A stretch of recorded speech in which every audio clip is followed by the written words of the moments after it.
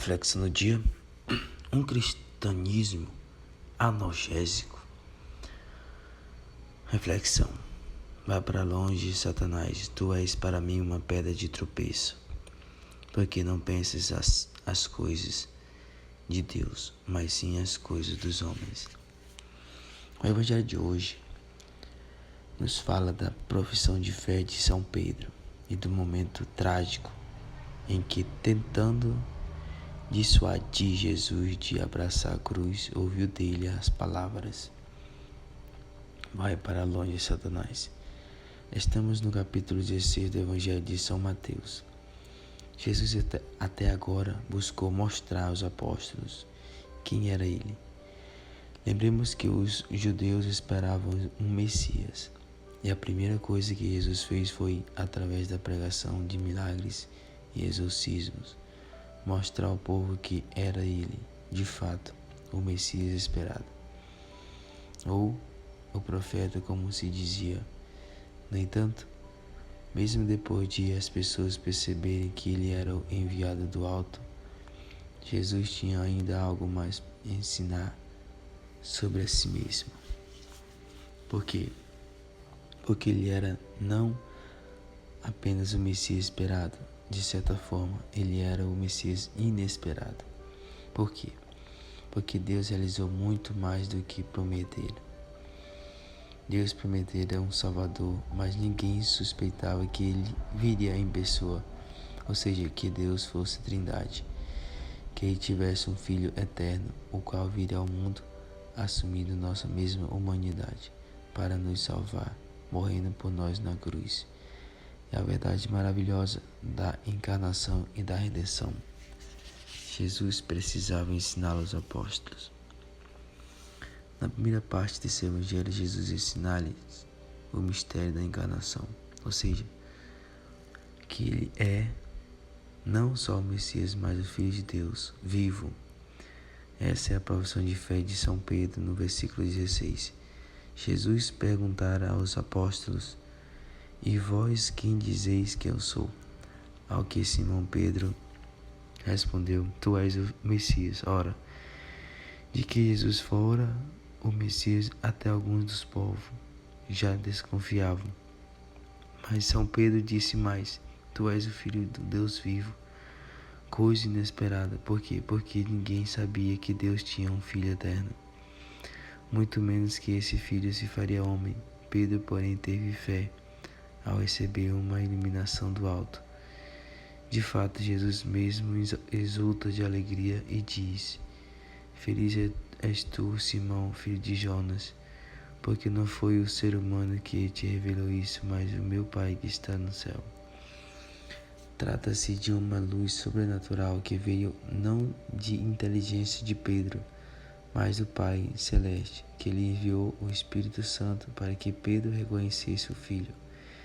Eis a Trindade: o Pai enviou o Espírito e São Pedro conhece o Filho. Sucede, porém, que esse não era todo o mistério. Cristo tinha de revelar ainda o mistério da redenção, ou seja, que ele é o Filho de Deus encarnado, sim, mas enviado ao mundo para morrer por nossos pecados, merecendo para nós a vida eterna dos céus. Aqui Jesus começa uns trabalhos, caminho que só irá culminar em sua morte de cruz e na ressurreição. É só depois dela que Pedro irá finalmente aprender a lição, ou seja, essa segunda parte da revelação. Jesus não é somente Filho de Deus encarnado, mas que ele veio morrer por nossos pecados. Jesus tentou ensinar-lhe isso, por esse motivo anunciou profeticamente que devia ir a Jerusalém, sofrer muito por parte dos anciões, dos sumos sacerdotes e mestres da lei, ser morto e ressuscitar, enfim, ao terceiro dia. São Pedro, achando que fazia uma boa coisa, disse a Jesus: Deus não permita tal coisa, Senhor. É interessante que São Pedro disse à parte.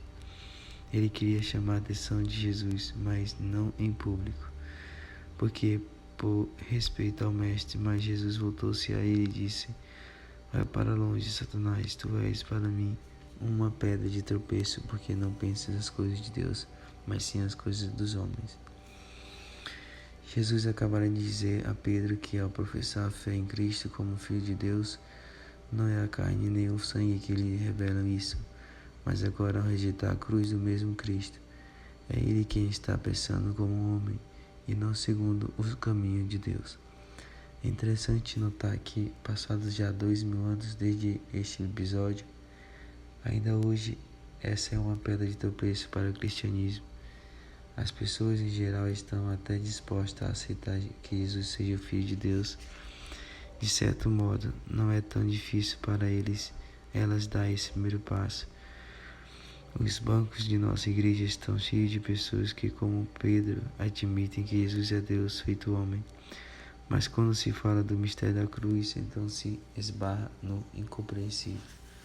Passaram-se 2000 anos e nós ainda insistimos em querer um Cristo sem cruz, como se a cruz de Cristo fosse um acidente de percurso. É como se muitos hoje pensassem: Jesus veio ao mundo para pregar o amor, a compreensão, etc. Mas houve um tropeço da cruz. Mas nós agora vamos conseguir. Quer dizer, o que Jesus não conseguiu, nós iremos conseguir. Vamos pregar o evangelho de paz e de amor, de reconhecimento, de congraçamento universal. Um evangelho de ecumenismo e de paz e união. Aquela paz mundial, assim tudo vai dar certo. Se devemos trabalhar para que tudo dê certo, mas se as coisas não derem certo, isto é, se terminarem na cruz, não espantemos, porque a cruz não é a execução, mas a regra. Afinal, o caminho da redenção é da cruz, e assim como nosso Senhor nos redimiu, morrendo da cruz, também a igreja, sua esposa, deve conseguir o caminho de seu divino esposo. Então nos admiremos se passarmos por alguma cruz ou perseguição. Isso é redenção e salvação para muitos. Devemos nos unir a Cristo e abraçar alegremente a cruz.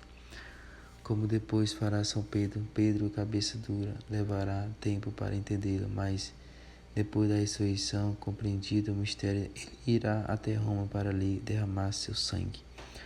Morrendo pregado a uma cruz como o Senhor tudo pela redenção da humanidade, sim, Cristo é o único Salvador, mas nós mesmos membros dele, e assim a Eucaristia que vê o Espírito dar-se todo na cruz, dizendo: isto é meu corpo que é dado por vós, isto é meu sangue que é derramado por vós.